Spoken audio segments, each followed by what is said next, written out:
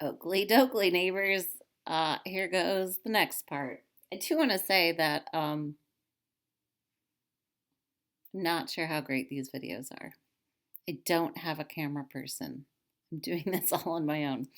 And I don't have a ton of experience with this. I also don't have a lot of time to reshoot anything. I'm trying to get these up as quick as I can. So bear with me. If you're somebody who's just trying to get credit for the class, just do your best. Do your best with what you're getting here. If you turn in something that looks like you spent 30 to 45 minutes on it, I will give you credit. If you're somebody who's really serious about drawing and you have further questions after you watch these things, please, please feel free to contact me. I would even be glad to set up a video conference with you and talk more with individuals or small groups of people. So here are the next steps. You are going to, well, the first thing you want to do actually is erase this drawing off your window. When I told you to make a drawing right on your window, I listed a number of things that would get the drawing off your window. What I have here is rubbing alcohol. Hand sanitizer does also work. You know what? Maybe I want the crosshairs. I think I'm going to leave the crosshairs in the format.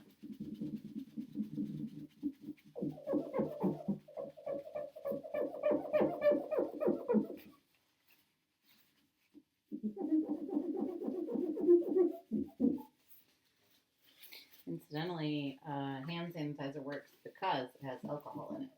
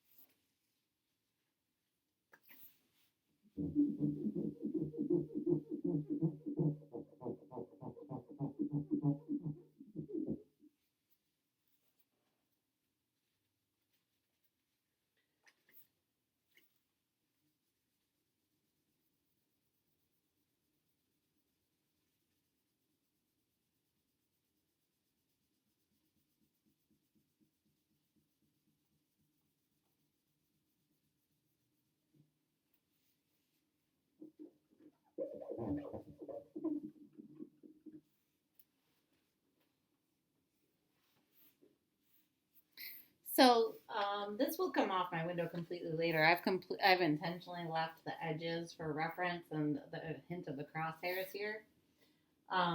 Yeah. So by the way, this rubbing alcohol works, and hand sanitizer works because it also is alcohol based.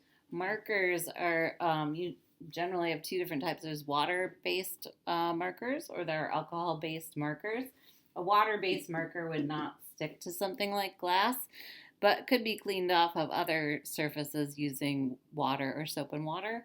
An alcohol based marker is typically more permanent and will stick to something like glass and can be removed with something alcohol based. So, little drawing I made before. Now what I'm going to do is close one eye, focus on a point on some edge of my scene. Any edge will do to make a start. I'll place my pencil point on the same point in the drawing, then gaze again at the point out in the scene out the window. By the way, I know that your view out the window is not the same as mine. You actually can't see the super cool tree with the big knot and the ivy growing up it. There's not much I can do to make it so that you could get the camera would have to be looking through my head to see it, actually. So you're going to try to perceive and record all the slight undulations of each edge. Try not to generalize. The edges of trees are not straight. If you're drawing a tree like I am, you should not be making straight lines. You should use your eraser whenever needed, even to make tiny adjustments in the line. Incidentally, if you're drawing something man-made like a house or a building, the edges probably are very straight, and it might even make sense to use a straight edge of some sort to make your lines as straight as they truly are. Looking at your scene, with one eye closed, remember, monocular vision flattens. Try to see these relationships by imagining the picture plane hovering over your hand with its helpful crosshairs and the edge of the format to guide you. About 90% of the time, you should be looking at your scene. You should be looking at what you're drawing 90% of the time. Really just looking at your paper occasionally. Looking at the scene is where you will find the information that you need. In fact, all the information that you need to do a wonderful drawing of your scene is right in front of your eyes. Glance at the drawing only to monitor the pencil's recording of your perceptions. You're trying to strengthen that connection between the tip of the pencil and your gaze.